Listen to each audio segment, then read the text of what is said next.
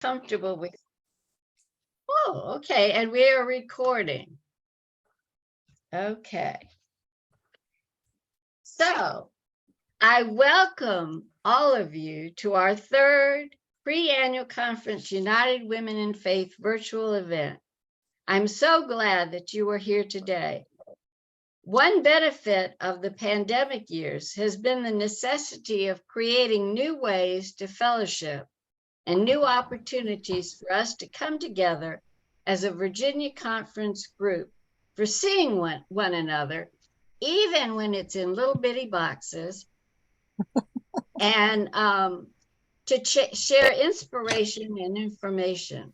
Today is very special to United Women in Faith, for we are honoring a beloved tradition that our organization has long held with Ferrum College in Western Franklin County. I didn't realize until rereading sections of Ethel Bourne's book, Candlesticks, Methodist Women Putting Faith to Work in Virginia, that Ferrum Day, otherwise known as UMW Day, was first initiated in 1964 by Dr. C. Ralph Arthur, Ferrum Junior College's seventh president. We have a busy morning ahead of us with our speaker, who is first on our agenda, and will be making a visit to the Methodist archives with Anita and Peggy in a special room at the Stanley Library on campus. So without further ado, Nancy Walsh will introduce our speaker. Morning, everyone. It's good to see your faces. It's good to see some of you, your faces that I haven't seen for a while. It is my honor to present to you the president of Ferrum College. She is a native of Havana, Cuba, who immigrated to the United States and who uses interpersonal and cultural expertise to promote affordable educational opportunities. She holds a bachelor's degree in psychology and political science from Duke University, a master's in business administration from the University of Richmond, and a doctorate with emphasis in strategic management and leadership from Virginia Commonwealth University. She has both public and private experience with expertise in strategic planning, marketing and brand identity, crisis management, financial budgeting, risk mitigation, stakeholder relationship management, program innovation, and funding.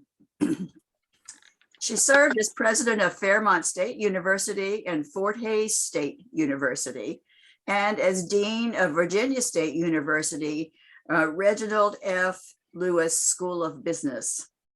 Active in educational, civic, and charitable organizations, including as director for the Americas of the International Association of Universities, Racing Toward Diversity. Hey, this is Jan. Can I speak to Janet? And American Council on Education Women's Network Executive Council. I present to you Dr. Mirta Martin. Thank you, ma'am. Thank you for your kind welcome. It would have sufficed to say president of Ferrum College, because I am grateful to be here. I wish all of us were able to meet in person so that I could personally be able to say to each and every one of you, welcome home.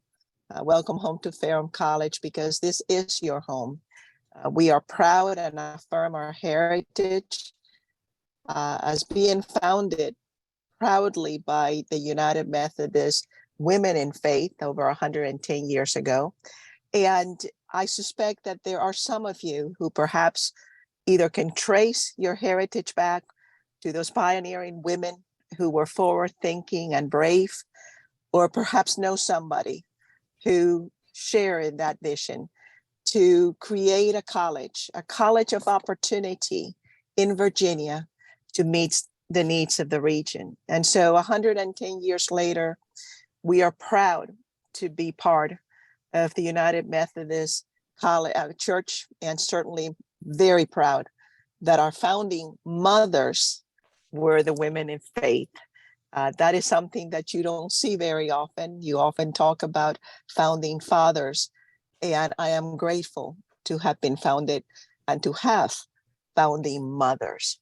I'd like to share with you all a little bit about myself so that you can understand why I feel very much called to Ferrum College. I think that as women of faith, each one of us has been called to something in our life. And if my grandmother used to say that God speaks to us all the time, we just need to have our ears open to hear his words and our eyes open to see where he leads us.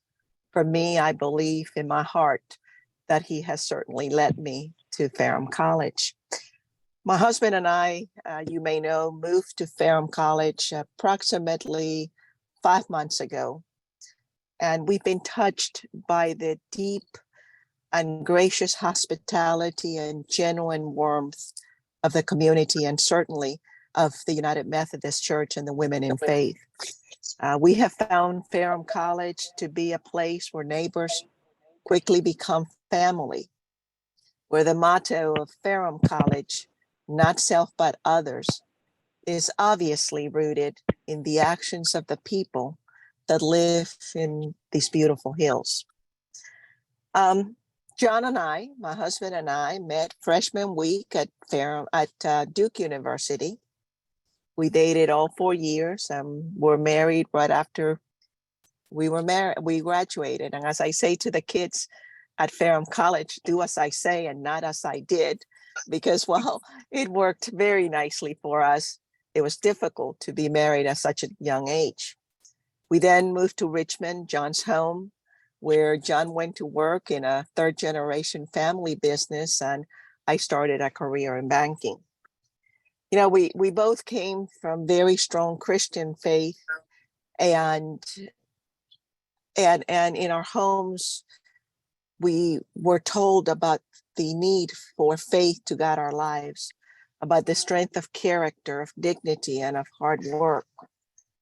And part of the reason that I share that with you is because for me and for my husband, we have let our faith guide our lives throughout our careers.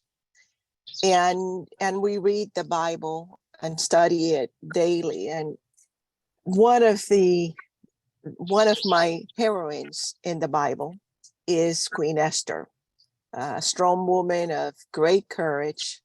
And as I said, one of my personal heroes. And so I'm going to share with you some highlights that personally connect me with Esther, so that you can understand why I say that I feel called to Ferrum College.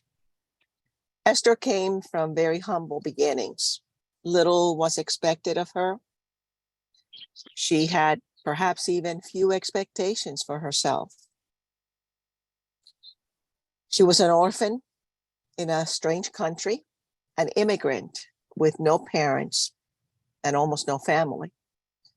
And had it not been for the care and mentorship of her cousin Mordecai, she would have never become queen, nor would she have had the opportunity to save the Jewish nation. As we all know, she was hesitant at first to speak out about what was right, but she found that through prayer and her faith in God's plan, she found her courage to save her people. God prepared her, in short, and placed her in a position where she could impact the lives of generations to come. And all she had to do was to overcome her fear and to listen to what God wanted her to do. So first, I'm going to tell you why this story is so very powerful for me. And then I'm going to tie it as to why I feel so called to Ferrum College, and why I am going to ask you to support the mission of Ferrum College at this very critical time in our history.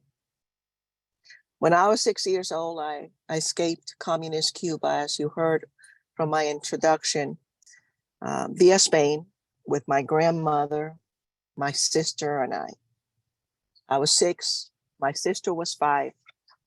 We left behind our family, my parents, my brothers, my grandparents, everyone in our family. My grandmother picked us up on a leap of faith, knowing that had she not being able to leave the country and stay behind, we would not have the freedom to practice our faith. And so she too left her husband behind to give my sister, to give me freedom. When we arrived in Spain, nuns picked us up at the airport, and we went to stay at a convent where we thought we would be for a couple of weeks, perhaps a couple of months, while my parents and the rest of the family, my brothers, were able to or allowed to leave the island. 8 years later, the family was still in Cuba, and I was still terrorizing those nuns. And so the American embassy told my grandmother that perhaps if we came to the United States as American citizens and as minors, we might be able to get our family out. So yet on another leap of faith, my grandmother picked us up and brought us to the United States. When we arrived here, I did not speak a word of English. I was a teenager. And like many immigrants and many American families today, my grandmother worked 2 jobs to put food on our table. I went to school full-time, and I worked a full-time job to put food on the table. On Sundays, we'd get up and go to church, and then we'd go to clean homes. And it was the money from cleaning those homes that fed us. I can tell you that to this day, I still remember going hungry, not because we weren't working every single possible hour in the day, but because life happened. The car that took my grandmother to that second job broke, or the refrigerator broke. But throughout it all, my grandmother had faith that God would provide, and so he did. A teacher took me under her wing. A teacher taught me how to apply to college. When my grandmother kept saying, "You're going to go to college," and I kept thinking, how can we go to college if I don't even have food on the table? But a teacher guided me. A teacher became a mentor, just like Mordecai was that mentor to Queen Esther. A teacher wrote that check that I attached to my application to Duke, and that's how I went to Duke. I haven't forgotten my roots. I haven't forgotten my humble beginnings. And so wherever I go, I make sure that the doors of opportunities are open and available to the next generation of leaders. Like Esther, I found myself in a foreign land, an outsider, in a faraway place. And my future was far from certain. And although I had done well in school, as I said earlier, I really never considered going. Without the support of that teacher, without that support of my own Mordecai, I would not be here with you today. And that leads me to Ferrum College, and our kids, and to our society. I'm here to tell you that this generation needs guides, needs mentors, needs opportunities and supporters more than any other generation before. We are witness to a Google-fed, Twitter-fueled, Wikipedia and blogged avalanche of information that is descending on our young people and on our nation. I believe that never has a generation more desperately needed the knowledge and the wisdom to distinguish good from bad, true from false. Never has a generation more desperately needed patrons and engaged partners to help them to pursue their dreams, to acquire skills that they need to succeed in a world that we can't even imagine today. I think that it is imperative for the future of our nation that we produce the next generation of responsible, faith-based citizen leaders who can think critically, who can act ethically and compassionately, who can communicate clearly, and who can advocate effectively because of and through their faith. You know, throughout my career in higher ed, I sought to lead institutions that would share my vision of a formative, faith-based education that lifts lives, that lifts families, and that lifts communities.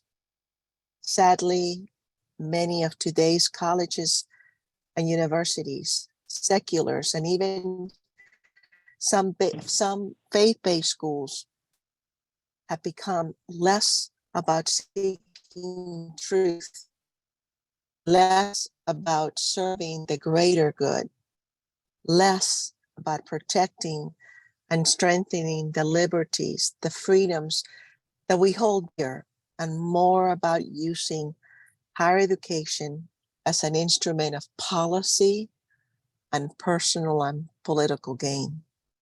That's not us at Ferrum College.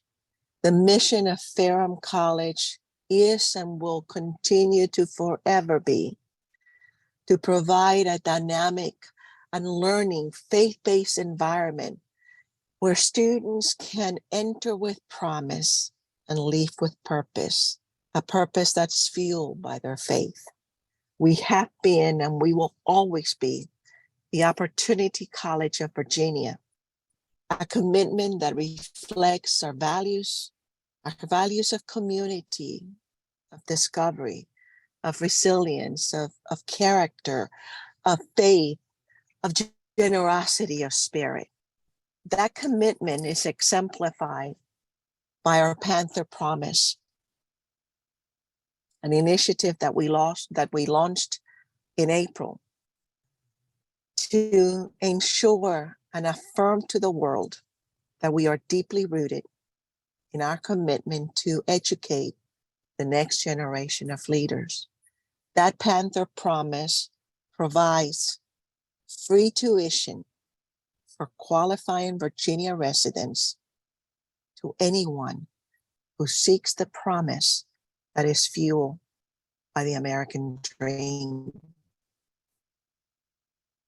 Ferrum College provides students, our faculty, our staff, the chance to be part of something that I believe is sorely missed in higher education, an aspirational, high-performing, engaged, teaching and learning community that integrates academic rigor, excellence, honor, integrity, faith and formation, personal and professional development with leadership, with service, and with engaged citizenship.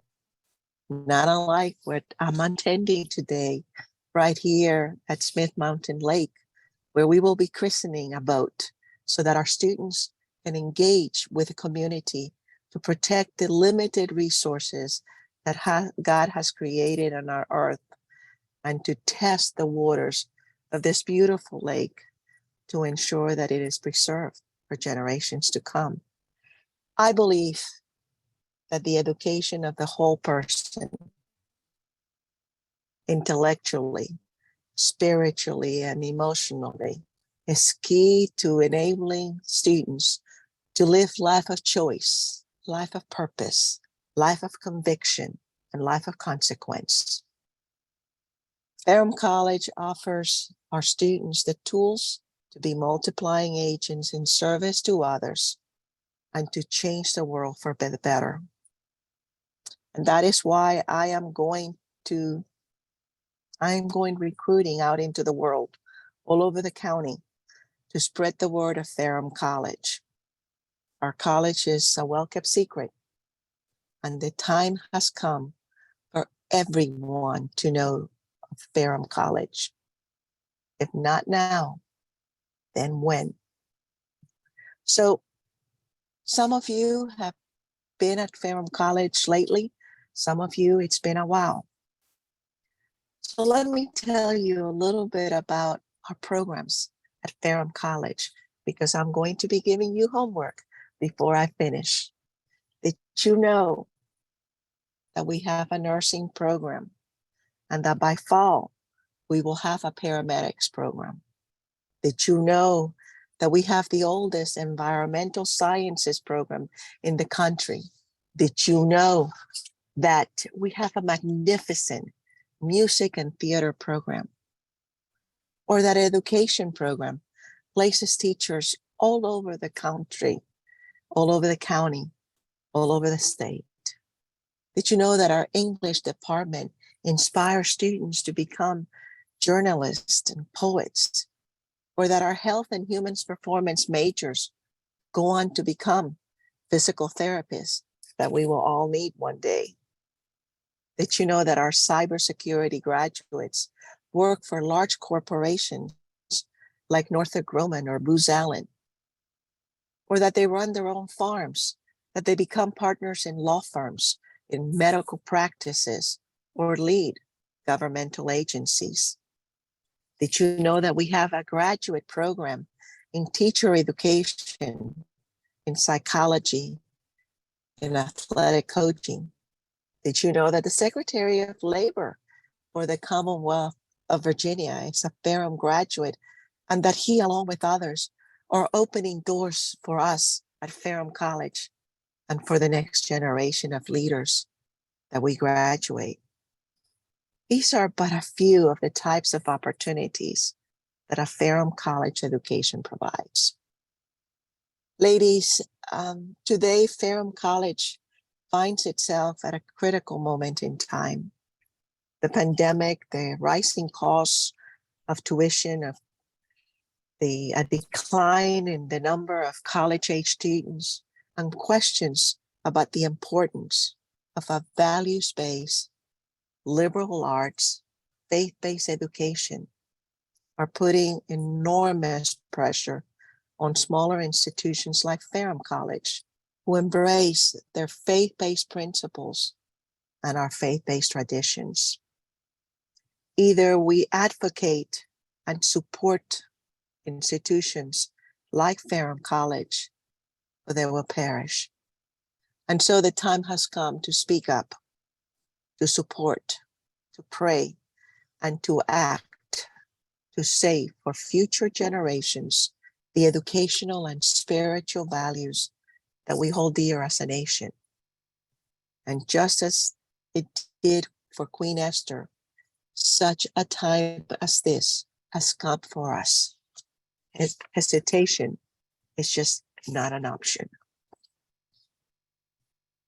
Ferrum College has had and has faced many, many challenges, like the challenges that we're facing, and the necessity for our mission and God's grace and the support of you, of ladies of the United Methodist Church, the women in faith, have sustained us.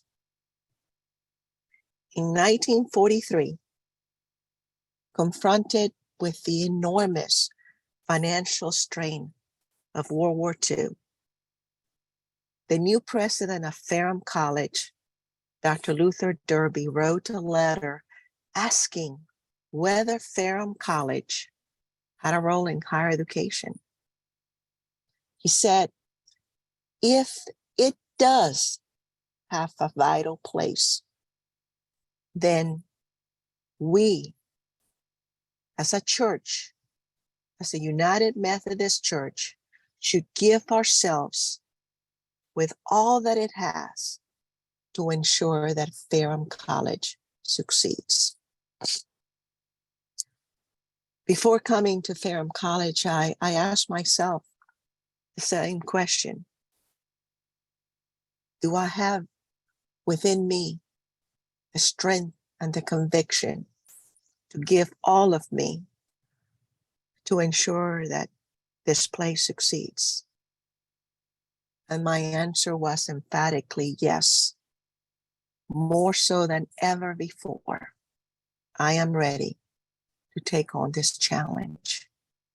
I am ready because God has brought me here for such a time as this.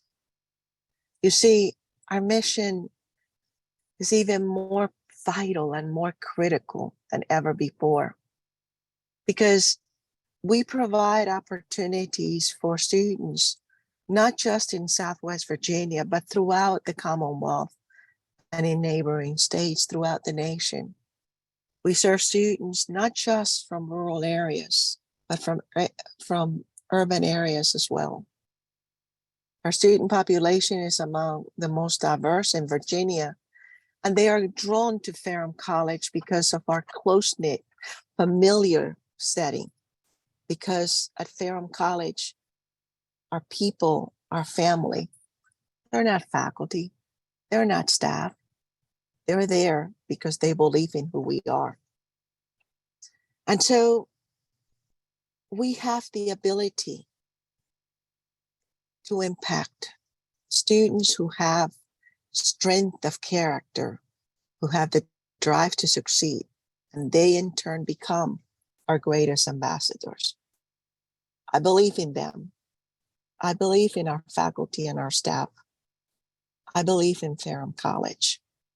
I believe that we are here for such a time as this, and that Ferrum College is not just here to survive. I've been brought here to ensure that it thrives. In the months to come, there are a lot of changes that will come about at Ferrum College. We are going to be launching initiatives to tie what we do to industry skills so that industry knows that the value of a faith-based education is also latent with skills that industry needs. I also believe that for such a time as this means that we have a moral imperative to graduate our students. It's not just attracting students to Ferrum College. It's about ensuring that they graduate. And so we are committed to ensuring that we take each student by the hand, that we acknowledge their character, their individual strengths, so that when they graduate, they can take their rightful places as leaders that this country, that indeed this world so desperately needs. And so with this, the support of our Student Success Center, each student has a mentor, a peer, a guide to ensure and support them through their journey. We have offered them free tutoring services, a free writing center, a free math center, and they're supported by family, Ferrum family, individuals like you who is totally committed to their success. I think that perhaps you know by now that I believe that I am here for such a time as this, and I am ready to take action to speak up for Ferrum College to ensure that it remains a wellspring of opportunity and purpose for generations to come. And so here comes my homework for you. I am going to ask you to spread the word. I am going to ask you to tell someone about our mission, to invite a college-age family member or a neighbor to apply to Ferrum College. If you haven't done so, visit our college and bring somebody with you. Experience our Blue Ridge Institute or come to our games and our performances. We'd love to have you all. And I guarantee that you will leave impressed by the strength of the characters of our students, of our faculty, and our staff. I will ask you to pray for us. We need prayer, and I believe in prayer. I ask you to look for someone who might provide our students with an internship, perhaps a job. I'll ask you to spread the word to people so that they can support our scholarships and our programs financially. You never know how even a small action today can impact generations to come. You know that to be the case because our foremothers impacted this college by believing that there was a need for it in this region, in this state, and in the world. And so today I am grateful to be here with you. Today I am speaking up throughout the Commonwealth and beyond so that our college, our Ferrum College, can continue to thrive and provide a home to seek a superb education rooted in strong Christian principles in a familial environment. Our alumni say that the strong bonds that they forge here at Ferrum College last for a lifetime. And I am here to tell you that I have witnessed firsthand those strong bonds and that love that those bonds have created among our Ferrum family. Ladies, are we ready for such a time as this? At Ferrum College, we are. And so I ask you, as part of our community, as part of our family, to help us thrive. We have an incredible college. We have an incredible opportunity to shape minds for God's purpose so that they can go out into the world and like each of you, like each of us, make a difference for generations yet to come. So thank you for affording me this privilege to be with you for a little bit of time. Thank you for your prayers. Thank you for everything that you have done for Ferrum College today, yesterday, and for what you're going to do tomorrow. So God bless you. And I wish you were here so that I could hug each and every one of you. And I hope that next year, instead of having this meeting virtually, that you will join us at Ferrum College so that you can experience the magic that is our institution. Thank you and God bless you. Well, Dr. Martin, we thank you. And I see Joyce just said, makes me want to send my grandkids. I'll have you know, I have a particular grandson in mind who needs to go to Ferrum College. So, and he's a great athlete. So there you go. Right. There you go. So, We have over 19 programs, 19 sports at Ferrum College. And as you all may know, we're part of one of the most prestigious Division III conference in the United States, which is the ODAC conference. So yes, bring them over. We need them. that's wonderful. Well, I see it's a little after 10:30. And when do you have to rush off for I've got another 15, 20 minutes. So Okay, I'm well, right here. So any questions? that's what I was going to say. If we had any questions, now is your time to unmute and speak up.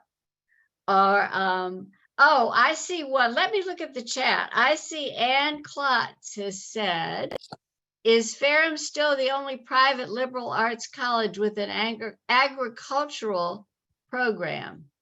Yes, ma'am, we are. We have still a 100-acre farm. Actually, we have two. We have one where we grow crops through hydroponics. As a matter of fact, the lettuce that you would be eating today, where you at Ferrum College, it's actually grown in our farm. And then we have a farm with animals where our students, we have an agro-business program where our students learn not just how to work the farms, but how to ensure that they are businesses. I would be remiss if I didn't tell you also that we have the only lake in a college that is stocked with trout.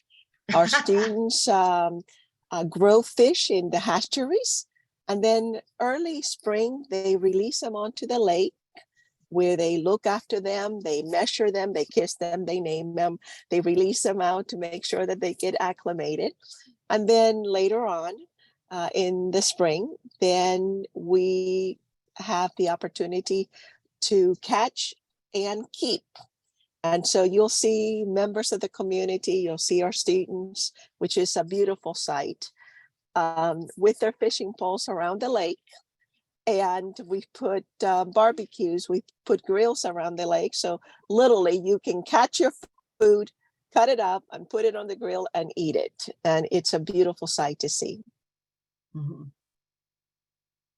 Okay, I have one more question, and then start unmuting, girls, so you can be the first one to speak up after we hear the answer to this one.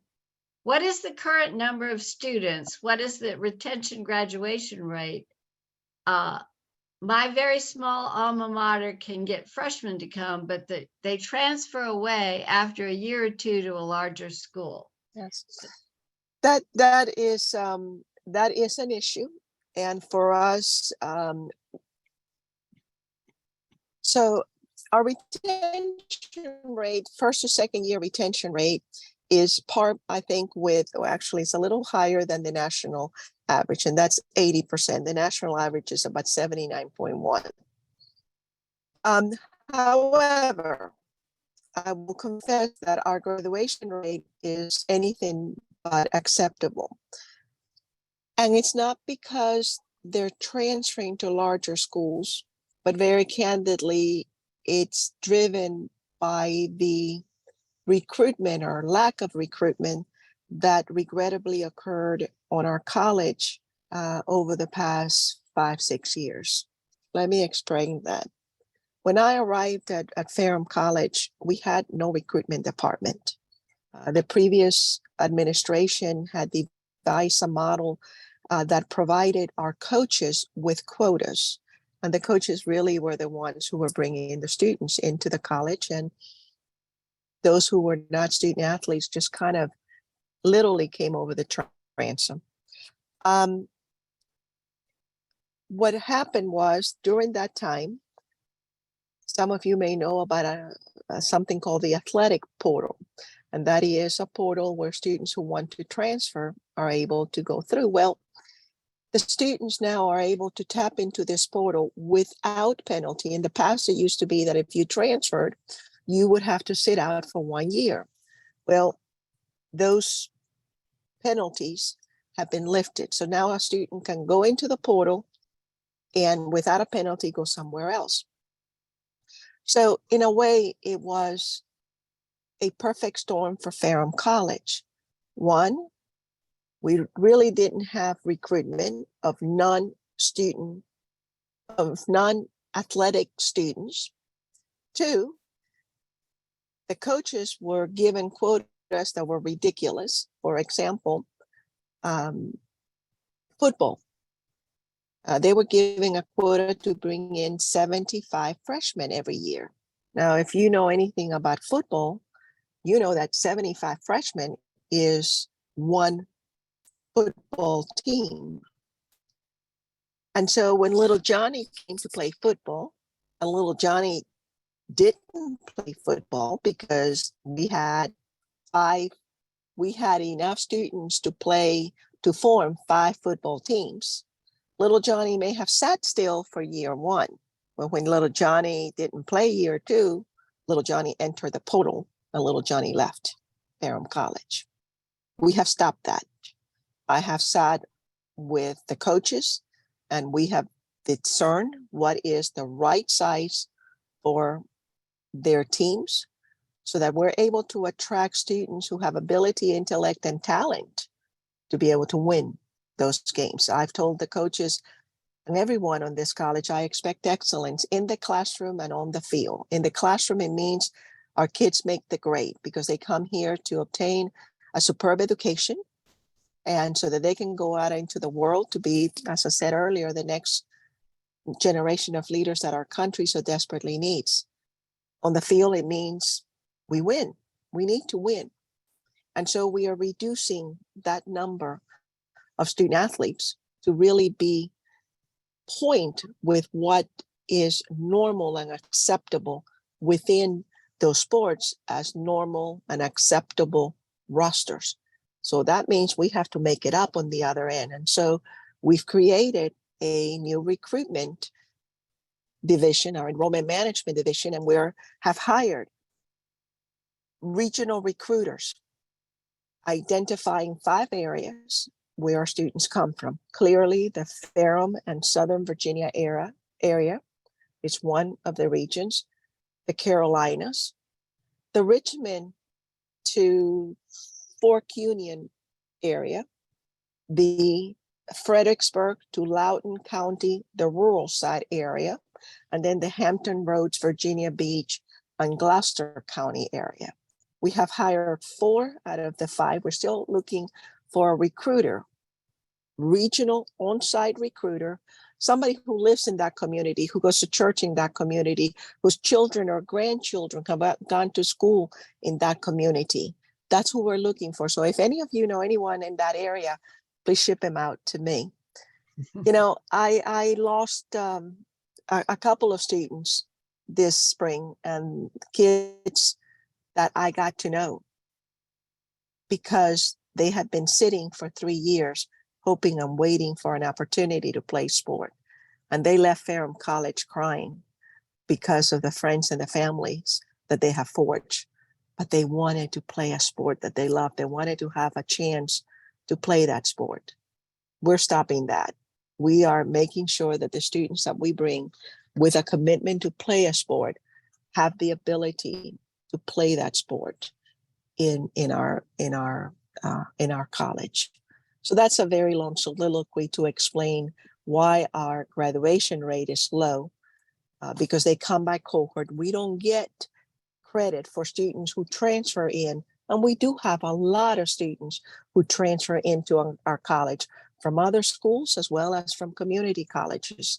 We don't get credit for that. The way that our graduation rate is calculated is based on the first-time freshman. So if that child that comes in as a first-time freshman leaves, even though we have another student coming in, it doesn't count for us and our graduation rate dips. I hope that explains a little bit about the question. It does. Karen, would you like to ask your question now? I see your hand raised. Thank you. Yes, I'd love to. I'd love to hear a little bit more about your environmental science program. I had no idea it was the oldest in the nation, which is terrific. What a great legacy. But in this day and age where climate and environmental justice issues are so key, I'd love to hear more about what's going on at Ferrum. Thank you. We are very proud of our environmental sciences program. I'm going to turn my camera around for a minute so that you can see where I am. Mm-hmm. This is Smith Mountain Lake. I hope that you all are able to see it. And what we're doing here today, we were the recipients of an $80,000 grant to purchase a pontoon boat that sits on this lake. And our students come up here to ensure the water quality of this lake stays at acceptable levels for drinking, for boating, so that it is preserved for generations to come. Our students are involved with climate change. And, you know, because our classes are small, 10 to 12 to our classes, our faculty are able to afford our students hands-on opportunities that most other schools are not able to afford them. Just like being out here in the lake for the summer, testing water quality, or examining why there is climate discrimination among society members and in regions of our United States. And we have a professor, Delia Heck, who's a foremost expert in climate discrimination, and she has these incredible maps and has done all of this research on how lower socioeconomic populations that are deeply concentrated and therefore have no access to greenery, where the ozone layer is decaying. Or, for example, Dr. Heck just came back from spending a 3 weeks with her class of 12 in a really, really, really awful place. We send our students to miserable places in the world, 3 weeks on the beaches of Costa Rica. And they were, there studying the impact of climate change on sea turtle hatchings and the size of those hatchings. So our students were on those beaches examining how the climate change is affecting the wildlife. And we are impacting them. And the reason they're there is so that they can stop the changes that are occurring. They can be that active participant in the world so they can reverse some of those impacts and be able to preserve all of those creatures and all of this beautiful greenery and all of these beautiful places that God created for us. Did I answer your question? Certainly did. Okay, Thank you. well, I've got 10:45. That's So, 5 minutes. Okay, all right. Is there one more question for Dr. Martin before we? Melissa, there was one in the chat. Okay. Anne says, this may be too personal, but I wondered, was your family ever to leave Cuba? And what was your family's faith community in Havana? Thank you. My mother and 2 brothers were allowed to leave the island. We had been separated for 13 years. The rest of the family was not allowed to leave. My grandfathers died in Cuba. My grandmothers never were able to be reunited with their husbands. My aunts, my uncles all remain. My father also was not allowed to leave. He died last year, and I was not able to be with him. Communism is a plague that is regrettably infecting our world. And the lack of God's in people's hearts is part of, I think, that plague. It hurt me when young children, when our students talk about the importance of socialism, or the benefits of socialism or communism, and we're just one step away. They don't understand that equality doesn't mean equity. They don't understand that the freedoms that we hold dear and near to our hearts here in the United States as a beacon of hope, of freedom, of the world, can be taken away in a minute. And so that's why I fight for my faith. That's why I fight for our liberties. That's why I speak up. Because if we don't speak up now, then we will go down the path that so many nations have gone down through. And there is no United States in the world if we stop being that beacon of faith, that beacon of hope. Then the world will stop being the world that God created. And so for me, coming home to Ferrum College has been a calling.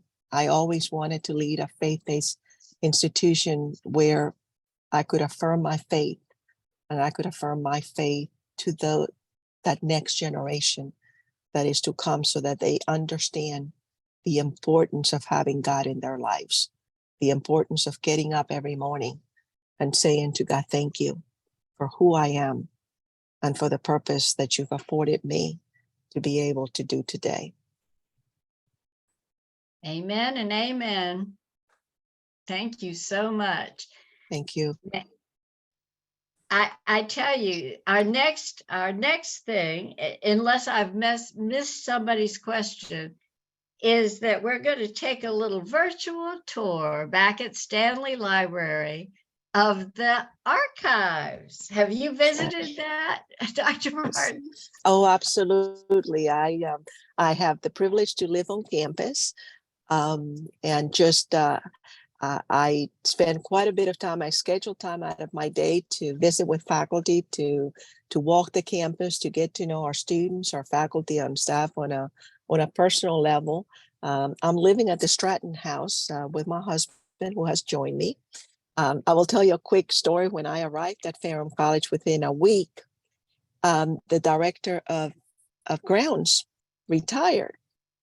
And my husband had sold his business so he could join me at Ferrum. And so I went to John and I said, sweetheart, love of my life. And he said, what do you want? And I said, I have something, it's just tailor fit for you. And I know you're going to love it. And he said, what do you want? And I said, I have this opportunity. I need you to be you have become our next director of grounds and services. And oh, by the way, it's pro bono. And he has taken it on. We had some friends that came over about a month or so ago, and the gentleman was walking with him, and I was walking as we toured the archives and the campus. And I was with the lady, and I was up front, and John and this gentleman were in the back. And Graham is laughing and kidding with John and saying, yeah, you have such a high paid job, and you know, the benefits and full of benefits. And John looked at him, and he's an engineer. He's quiet man. And he looked at him straight in the face. I looked back, and he said, you know, this is mission work. This is where we're supposed to be. And I'm grateful to be here for such a time as this. And so this is mission for us. And Ferrum College is filled with magic. It's filled with energy. It's filled with heritage. And I'm grateful that you all are going to take the tour virtually, but you all have got to come back home to Ferrum College in person. So this needs to be in person next year somehow, so that we can all share each other in fellowship, and we can actually walk the campus. And who knows, I might even give you a fishing pole so that you can catch a fish. Well, Dr. Martin, I think maybe we'll just have to make that happen. Please. And listen, I have, at the end of our program, if there's time, I'm going to be sharing the history from Ethel Bourne's book. So since you probably will be christening a boat by then, ma'am. I'll send you my script. God bless you. Because I think you appreciate will that. love it.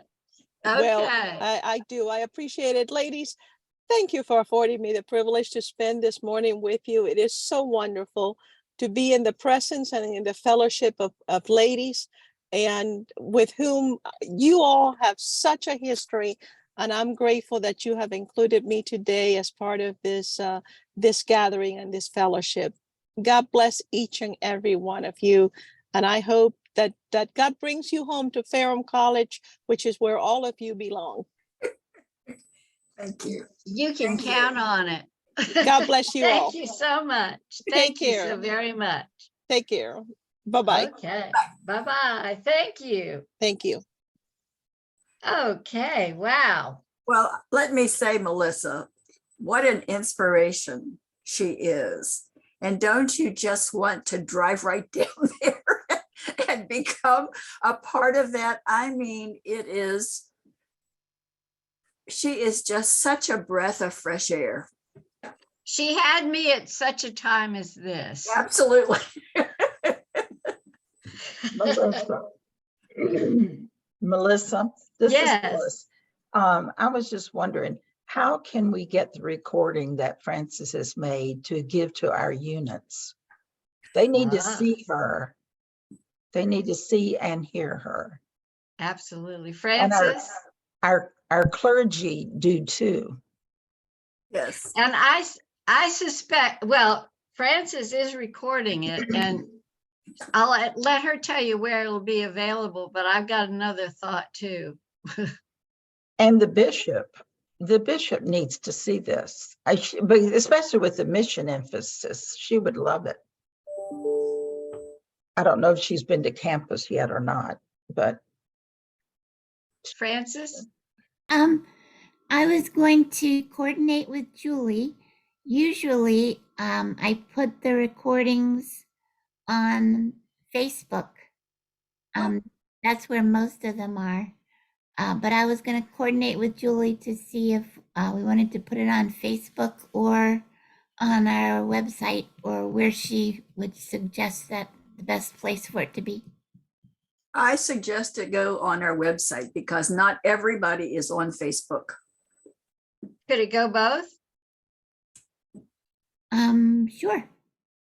Sure. Okay.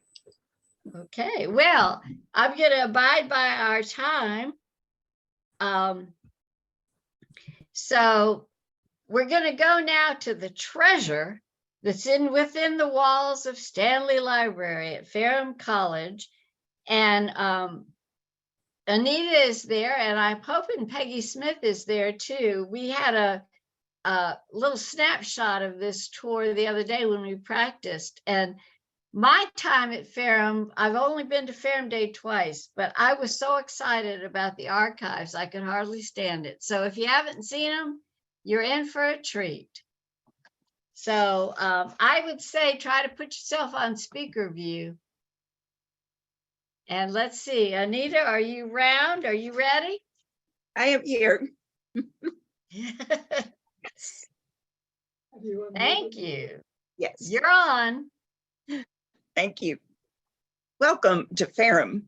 And I'm like Dr. Martin, we need to get back on campus so everyone can see the campus and so on, and come in and see the archives for themselves if they haven't already. We are located in the Stanley Library on the second floor. And if you're looking for United Methodist Women, which would have been an old plaque, archives on the door, the plaque actually says the Methodist room, because we do share the room with the church, with the conference. So on my right, there are journals, publications, etc., from the conference or from the church, and to the left and around are our archives that have been placed here. One question that we had during our run through was when the archives were first established. And I did not know, but I got to thinking later, my husband, who was associate librarian here for several years, often spoke of Mrs. Louise Musser coming into the library and bringing things.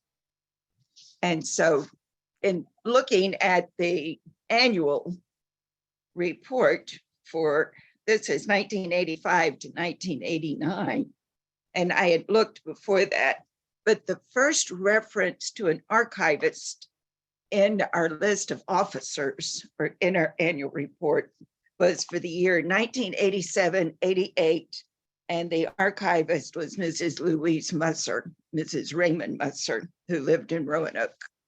And then later was Mrs. Ethel McNutt, followed her. So we go back to like the mid 80s and above. But in our archives, we have got a number of things. There are publications here bound of Methodist Woman, which is a publication I'm not familiar with, so it is probably a predecessor to our current United Women in Faith, to Response Magazine. We have copies of the link. We have prayer books that pretty much come up to the present, but there are like a couple of gaps in some places. And I will eventually get a list of those and publish them. So if anyone should happen to have a copy, doesn't matter if you've written in it or made notations, that's fine. But we also have the mission study books for Mission Encounter, a number of publications, the program books for us from many years ago. And so I am going to just go back to prayer calendars. We have a prayer calendar from 1903. And can everyone see this? I know I'm not on full screen and I'm not sure how to get there. I'm muting so I can tell you that's a pretty good shot here, but I want them to see how it's bound at the top. Right.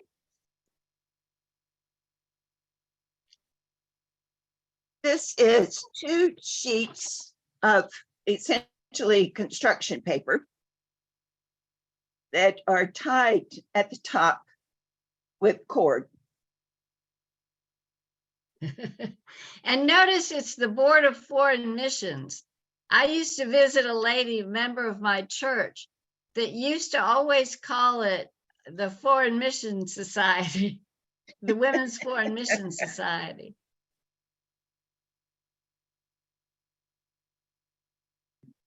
And there are at least 2 or 3 dates on each page. Some of them have pictures. Like this is a picture of the board of the foreign missions. And gives examples or asking what to pray for, or suggestions for what to pray for.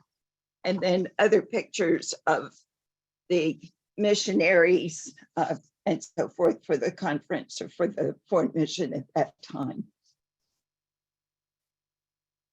So it's amazing to have something from 1903, especially the way that it's bound, and it's still in fairly good shape.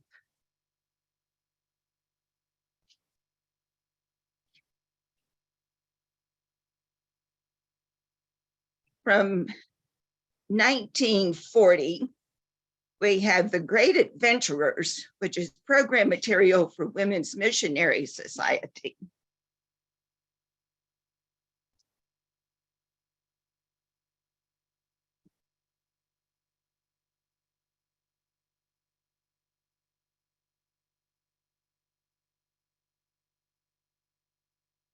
And various things. Mrs.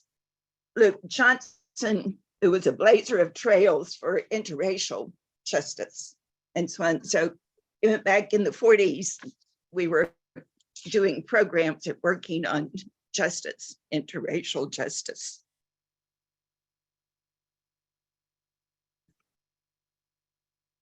We have here the 3rd annual report of the Women's Missionary Council, Methodist Episcopal Church South from 1913.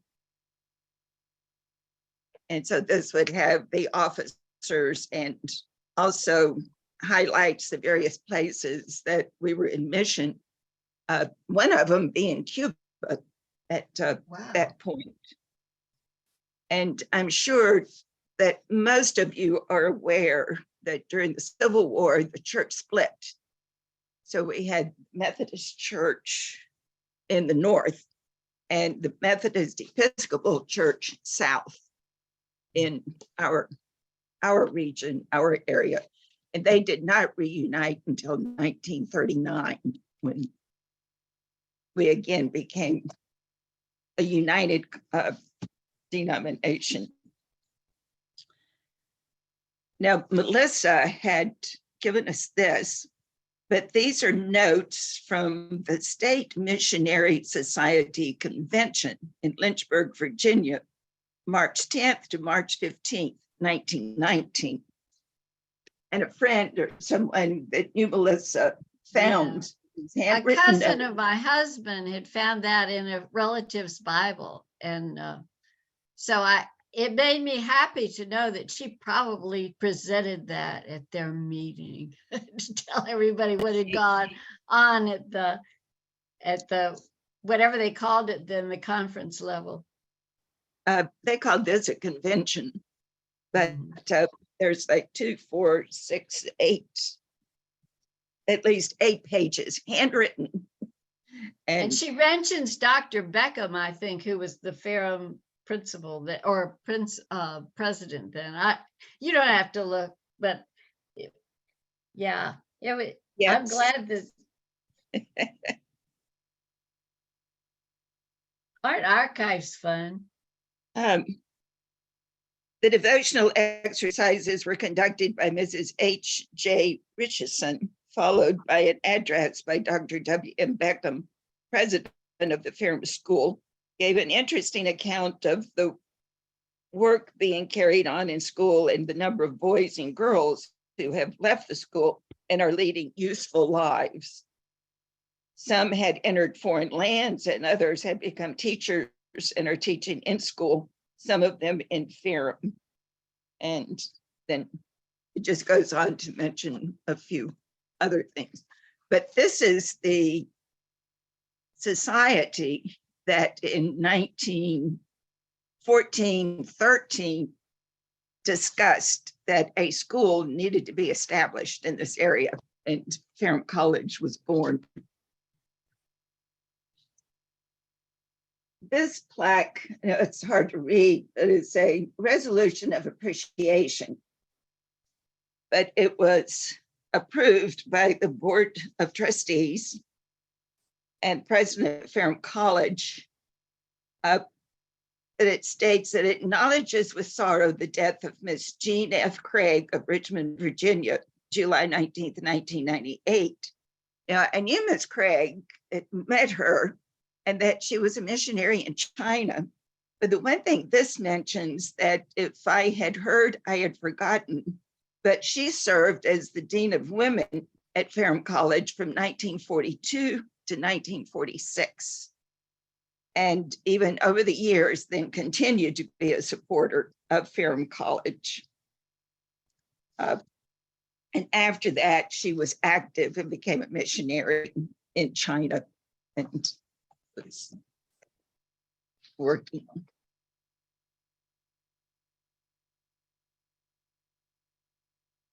Excuse me.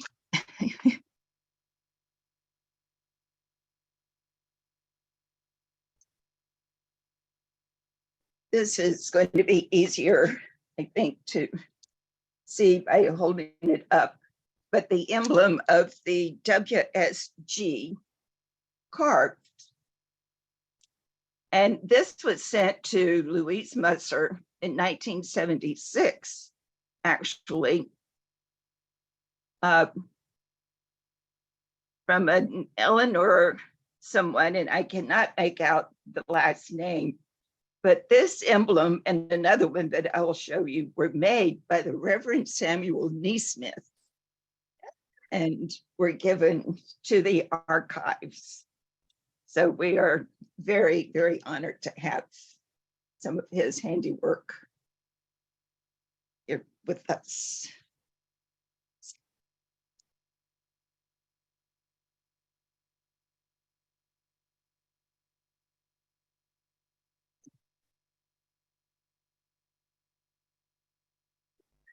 I'm just going to try to move around here a little bit, show you the shelving. To get my reading glasses off so I can walk. This photograph is actually a photograph of the 1939 Baltimore Washington annual conference that was held at Green Memorial Church in Roanoke, Virginia. And this was the last year of the Baltimore-Washington Conference. So this was before the reunification of the church. And with the reunification of the church, the ministers who were serving in Virginia formed the Virginia Annual Conference. And so we have been a conference at least since about 1940. What you're seeing there are some of the offerings from the church.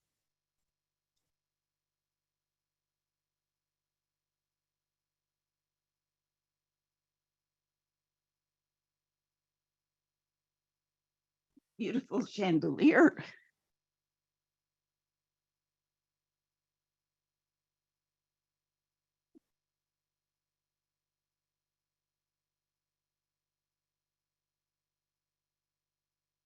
Can you see this photograph?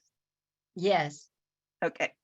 This is a spiritual life retreat of the Virginia Conference of the Women's Missionary Society. And I think this was around 1939 or 40, somewhere in that neighborhood. And not exactly sure, it doesn't say where it was held.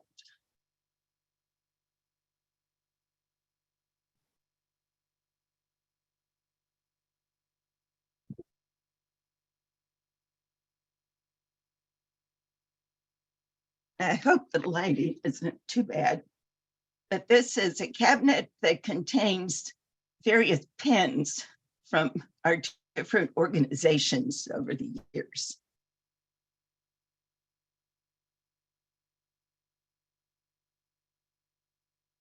The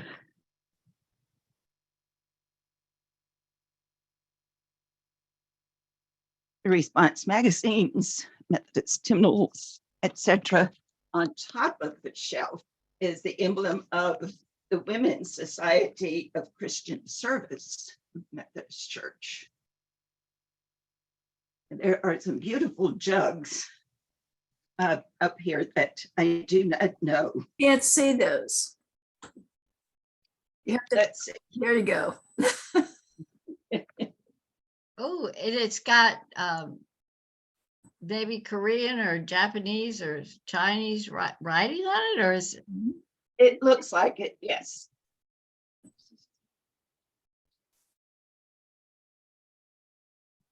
Maybe from Jean Craig. That's possible. Probably. When I so. get a good footstool, I'll have to research that. Be careful though. Kind of, yeah, right. Okay, this is a tin engraving, again, of the WSG symbol that was given Wesleyan Service Guild, right?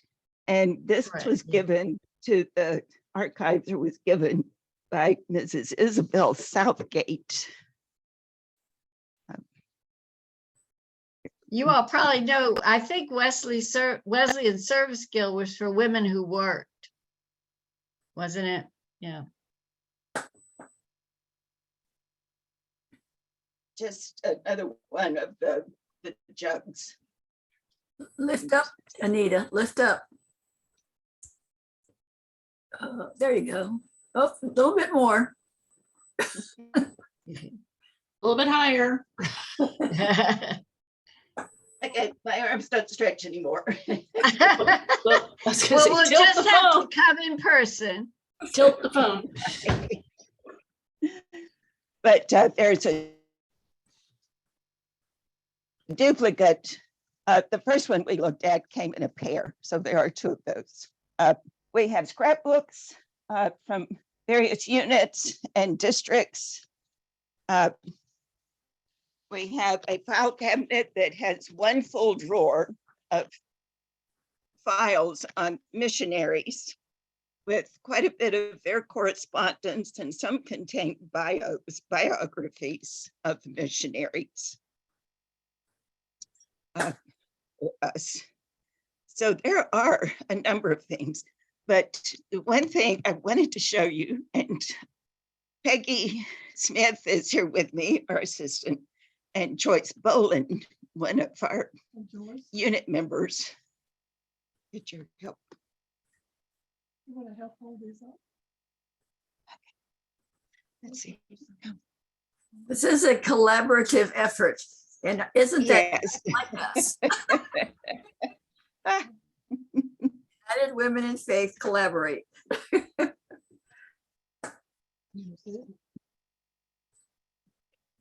Okay, there it is. There you go. all right. This is a costume from Mexico Lift that up, had, lift up. Tilt the camera.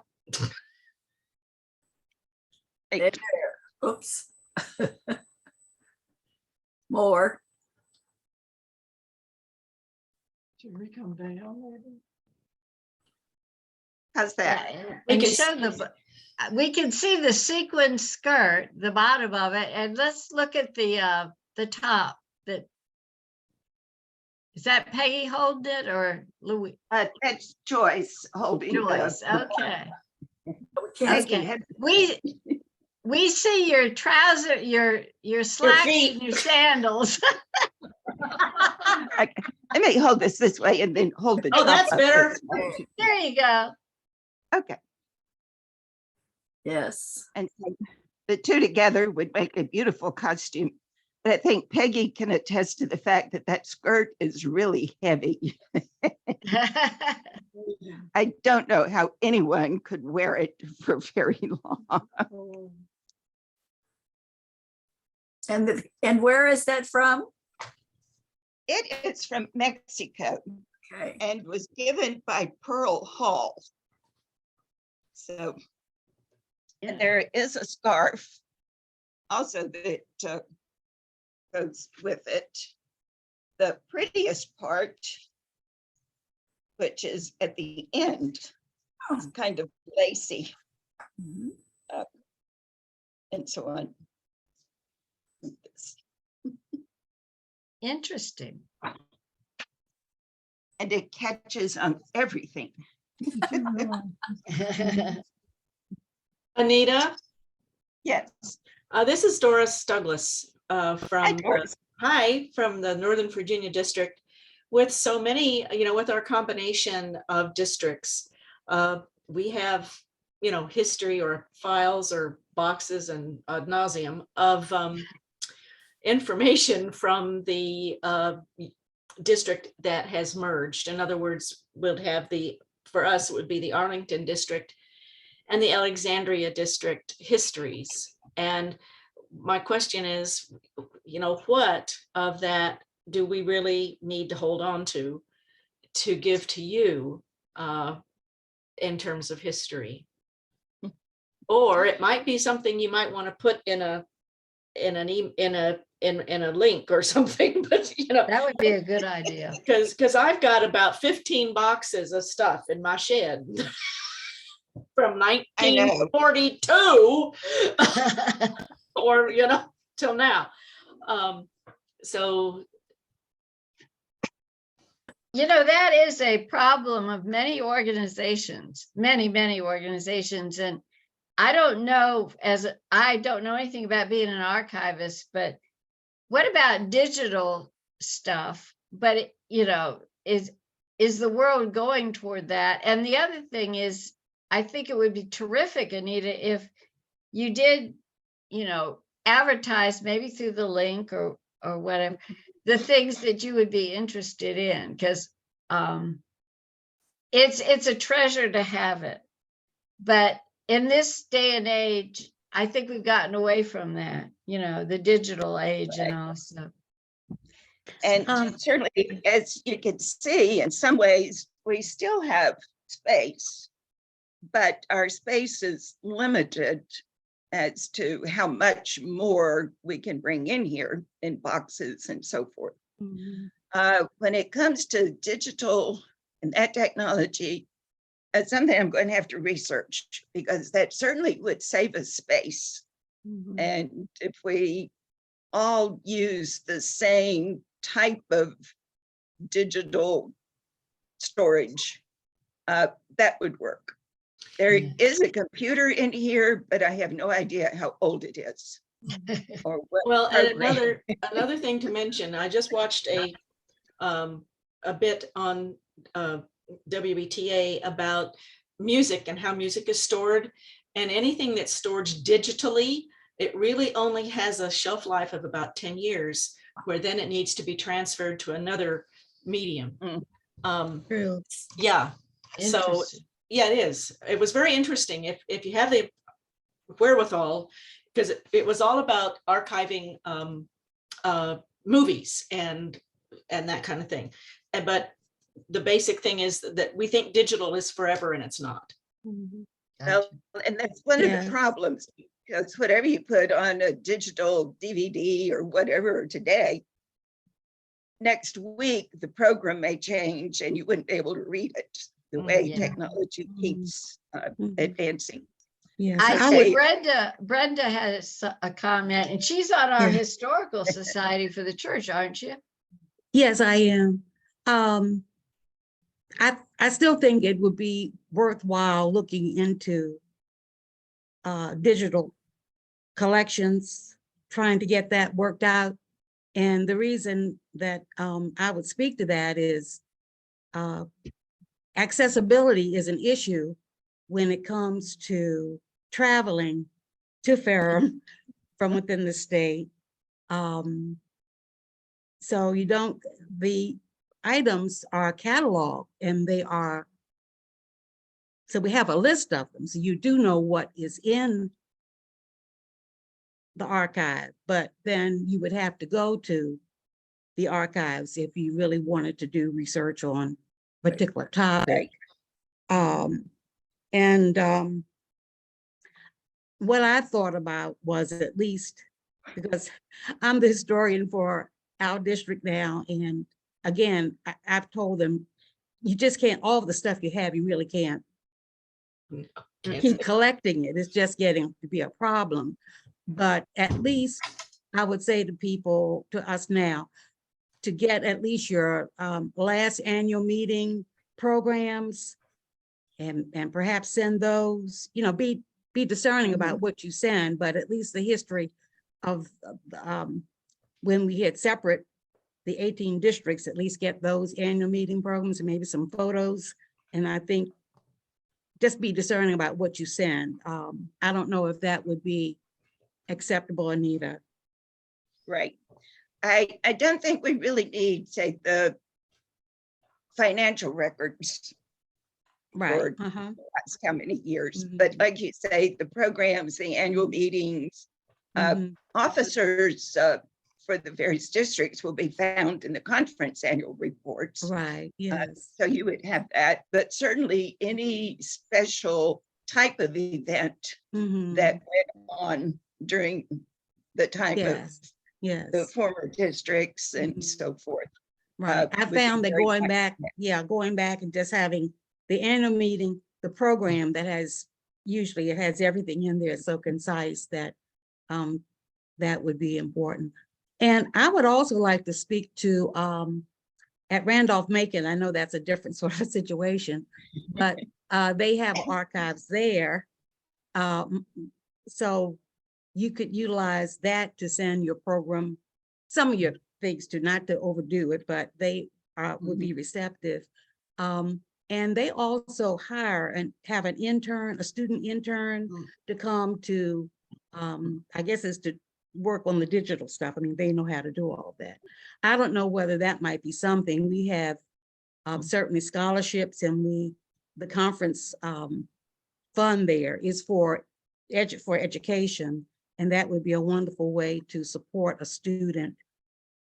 That's what the president has asked us to do, to take some of that finances for a student that would want to work in the archives and modernize in some kind of a way. So that's just an idea that I'd like to throw out. Thank you. That's Wonderful idea. One thing that I had out, I wanted to show as well, an example of something that we have received or had received, but was from the Norfolk district, and was a banner highlighting their reading program.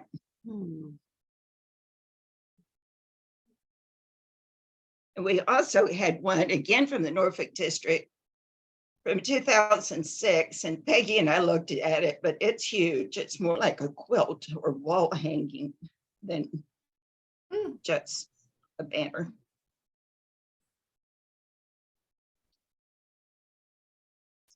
But, and as Brenda mentioned, there are links to the archives that would let you know what's here listed. You can go into the Ferrum College website, ferrum.edu, and then to Stanley Library, and through the library, then there's a link to our archives that gives the list. But also on our website, there is a link that's a link to the archives that would give you that same listing and let you know what is there. I live right here in Ferrum. I'm 5-6 minutes away from the college.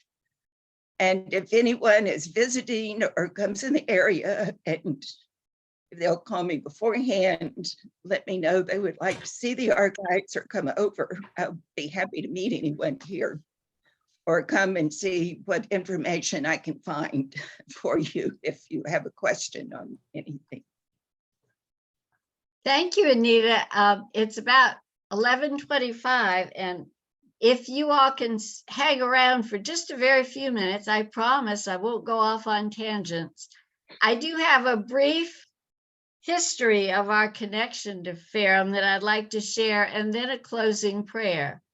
So before I start that, is there any other thing that we need to know about? Or I tell you, I think this is exceeded my expectations of being the thing we needed to hear at such a time as this. So from your expressions and notes, I feel like you agree with me. So yes.